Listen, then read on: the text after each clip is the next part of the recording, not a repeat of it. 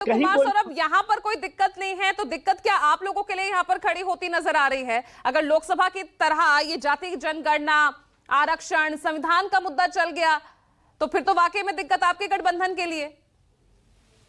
देखिए, ये probability based question है कि ये चल गया तो क्या होगा, लेकिन उसके पहले एजाज भाई ने बड़ा अच्छा लास्ट में एक लाइन बोला, चेहरे पे चेहरा लगाकर घूमने वाला। मैं बताता हूं चेहरे पर चेहरा क्या होता है।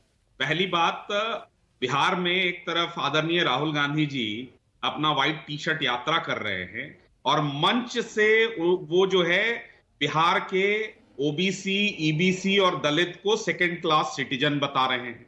ये ऑन रिकॉर्ड है, जहां उन्होंने कहा कि एक वर्ग जो है वो फर्स्ट क्लास है, बाकी सब सेकेंड क्लास हैं। पहली बात।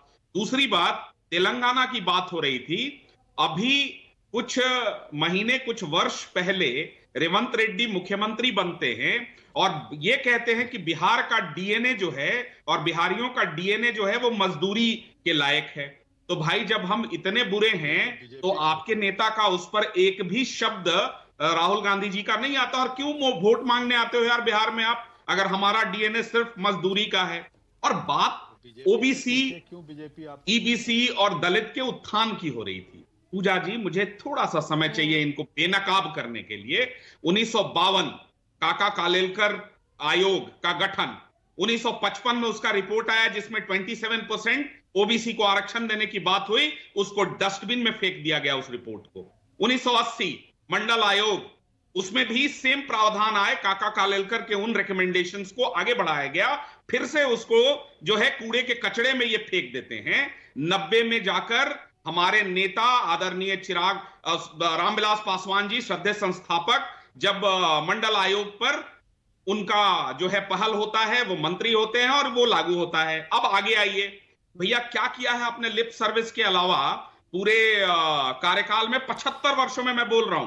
पहला, पूजा जी 10 सेकेंड अनइंटरप्टेड।